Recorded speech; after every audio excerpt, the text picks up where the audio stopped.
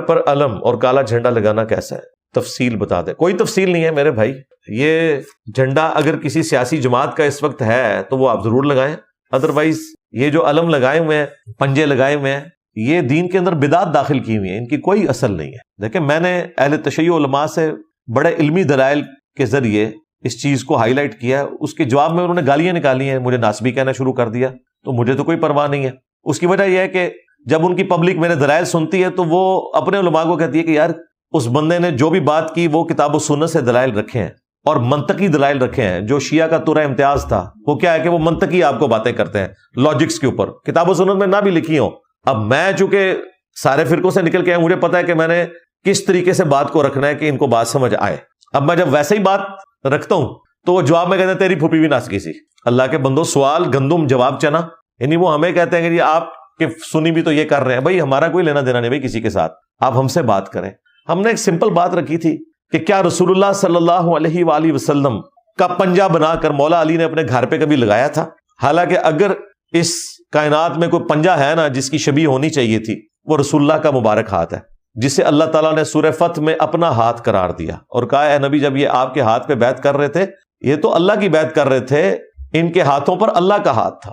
یعنی نبی چونکہ نمائندہ ہوتا ہے دنیا میں اللہ کا، تو رسول اللہ کا ہاتھ اللہ کا ہاتھ۔ پھر سورۃ الانفال میں اللہ تعالیٰ نے فرمایا وما رمیت اذ رمیت ولکن اللہ رما۔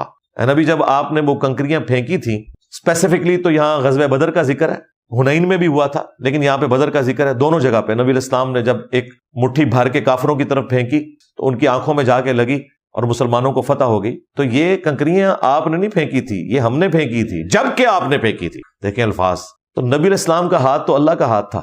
مولا علی 5 سال تک کوفے میں رہے، کبھی آپ نے اپنے گھر پہ یا کوفے کی جامع مسجد جو آپ کا ہیڈ آفس تھا اس میں کوئی پنجہ بنوا کے رسول اللہ کا تو نہیں لٹکایا۔ تو میرے بھائی بعد کے جو پنجے آپ نے بنا لیے یہ دین میں خود سے چیزیں داخل کی ہوئی ہیں۔ یہ میں نے لاجیکل جواب دیا تھا، منطقی جواب۔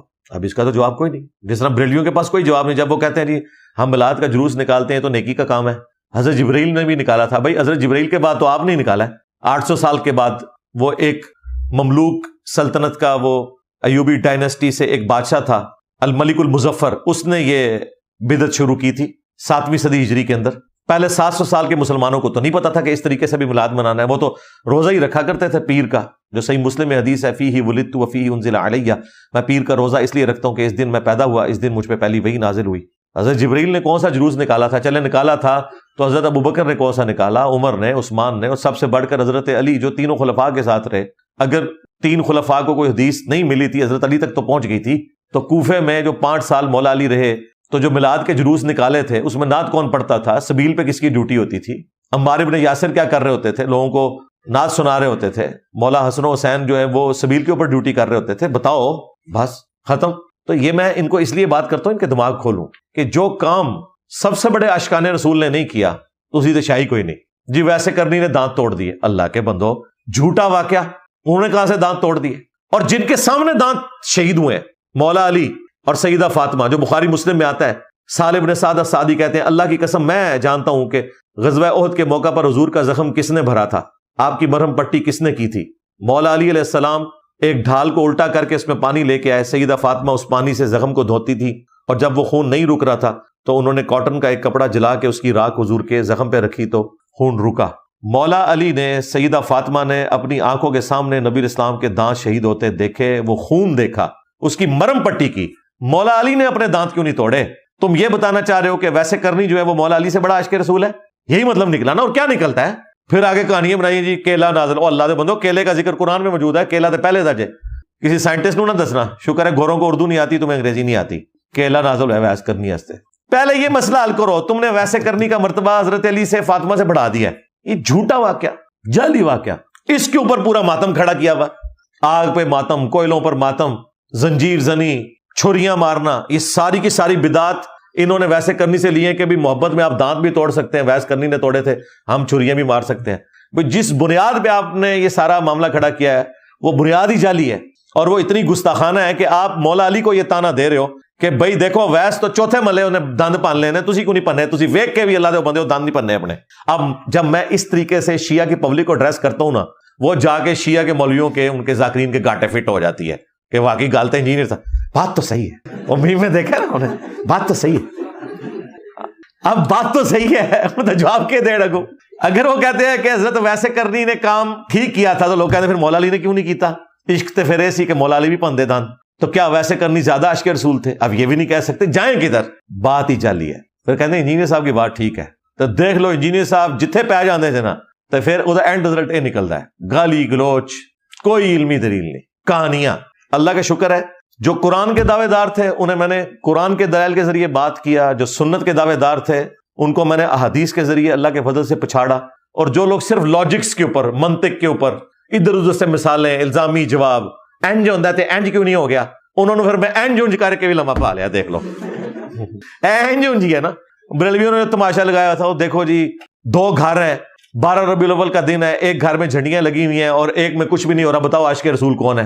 اچھا ایک عام آدمی کہتا ہے یار واقعی بات تو ٹھیک ہے، ایک گھر سے ڈیک چل رہا ہے، نعتوں کی آواز آ رہی ہے، جھنڈیاں لگی ہیں، عاشق رسول تو وہی ہے.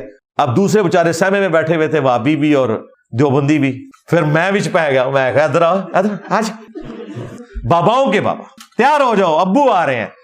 ہاں ابو جدو بھی آئے نا، ابو نے کیا چھڑ دے، یہ تو ربیع الاول ہے، 2 مہینے پہلے 10 محرم آیا تھا، ایک گھر میں مجلس ہو رہی تھی اور لوگ اہل البیت کو یاد کر کے رو رہے تھے اور اپنے زوم میں عشق کے اظہار کے لیے ماتم کر رہے تھے، اور دوسرے گھر میں کچھ بھی نہیں ہو رہا تھا، اور یہ میلاد والا گھر تھا جس میں کچھ نہیں ہو رہا تھا. اب بتاؤ میلادیو، تم عاشقان اہل بیت ہو یا شیعہ اہل بیت کے عاشق ہیں؟ کہنا نہیں ہے کوئی عشق دی نشانی تے نہیں نا، یہ ثابت تے کوئی نہیں، تو تیرا بھی ثابت کوئی نہیں، لو سامو. تو جس کو جو پانا فٹ ہوگا ہم کریں گے. ہاں ایسا رینچ ہے ساڈے کول جگہ ماسٹر کی ہے. اللہ کے شکر ہے. 10 محرم کے دن کالے کپڑے پہننا کیسا ہے؟ افسوس کی نیت سے نہیں، افسوس کی نیت سے نہ پہنے، ویسے آپ پہنے.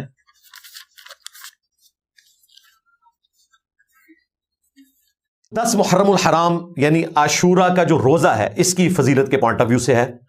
چونکہ 10 محرم آنے والا ہے اور ہم ہر سال اس حوالے سے احادیث بھی شیئر کروا دیتے ہیں، تو ہماری ویڈیو کافی دن پہلے ہی چونکہ اپلوڈ ہو جائے گی انشاءاللہ تعالی، تو لوگوں کو پتہ چل جائے گا کہ اس روزے کی فضیلت کیا ہے اور کون سی تاریخ کو اس دفعہ یہ روزے بن رہے ہیں، 9 اور 10 محرم کا روزہ. سورہ توبہ کی آیت نمبر 36 میں اللہ تبارک و تعالیٰ نے ارشاد فرمایا کہ جب سے اللہ تعالیٰ نے زمین و آسمان کو پیدا فرمایا ہے، سال کے 12 مہینے ہیں، ان میں سے 4 حرمت والے ہیں جن کے اندر جنگ کرنا منع ہے، الا یہ کہ آپ پر جنگ مسلط کر دی جائے. قرآن پاک میں وہ 4 مہینے بائی نیم مینشن نہیں ہوئے. البتہ صحیح بخاری اور صحیح مسلم میں جو نبی الاسلام کا 10 ذو الحجہ کا خطبہ ہے، یوم النہر کا خطبہ، جس میں آپ صلی اللہ علیہ وآلہ وسلم نے جہاں اور باتیں ارشاد فرمائی، ان میں سے ایک بات یہ بھی تھی کہ زمانہ گھوم گھما کے وہیں پر واپس آ گیا ہے کہ جہاں اللہ تعالیٰ نے اس کو تخلیق کیا تھا، کیونکہ مشرکین عرب جنگ کرنے کی خاطر مہینوں کو آگے پیچھے کر دیتے تھے کہ جی اس دفعہ محرم کا مہینہ جو ہے وہ رمضان کے بعد ہوگا، کنزیکٹو بعد، اور پھر اگلے سال اس کو کسی اور جگہ پر لے آئے. یوں وہ بدلتے رہتے تھے تاکہ اپنی جنگیں جاری رکھیں، کیونکہ جنگ کرنے کو وہ حرام سمجھتے تھے حرمت والے مہینوں میں.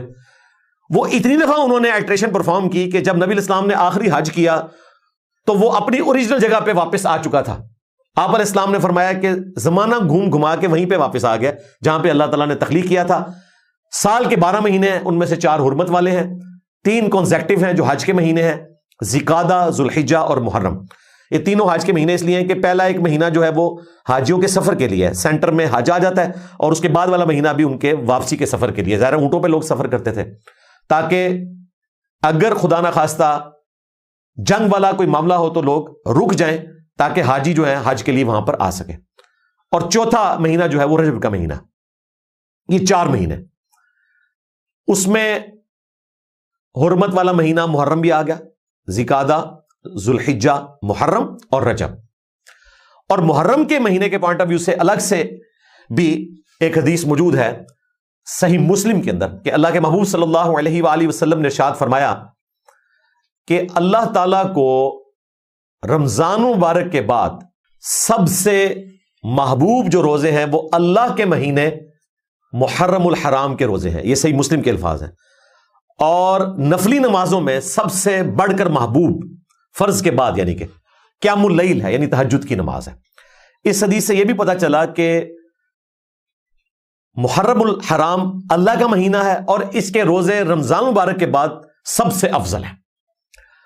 اور پھر اس میں اسپیسیفکلی جو 10 محرم کا روزہ ہے، عاشورہ کا روزہ، اس کے بارے میں صحیح مسلم میں حدیث ہے، میں اللہ تعالیٰ سے امید رکھتا ہوں کہ عاشورہ یعنی کہ 10 محرم کا روزہ گزشتہ کے 1 سال کے گناہوں کا کفارہ بن جائے گا.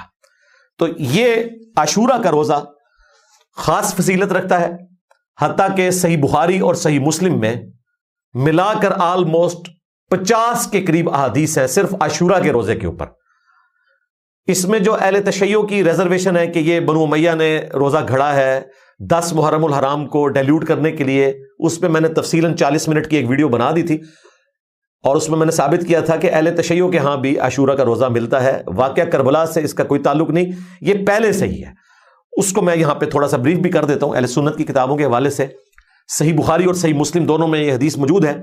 ہماری ماں سیدہ عائشہ سلام اللہ علیہا کہتی ہیں کہ نبی صلی اللہ علیہ وآلہ وسلم جب تک مکہ شریف میں تھے تو آپ عاشورہ کا روزہ رکھا کرتے تھے، بلکہ آپ کی بعثت سے پہلے مشرکین عرب بھی 10 محرم کا روزہ رکھا کرتے تھے اور نبی علیہ السلام بھی اعلان نبوت سے پہلے 10 محرم کا روزہ رکھا کرتے تھے. اور جب مدینہ شریف آپ علیہ السلام آئے تو یہاں پر بھی آپ نے صحابہ کرام کو 10 محرم کا روزہ رکھنے کا حکم دیا، یہاں تک کہ جب رمضان مبارک کے مہینے کے روزے فرض ہوئے تو پھر آپ نے فرمایا اب یہ آپشنل ہے، جس کی مرضی 10 محرم کا روزہ رکھ لے، جس کی مرضی نہ رکھے.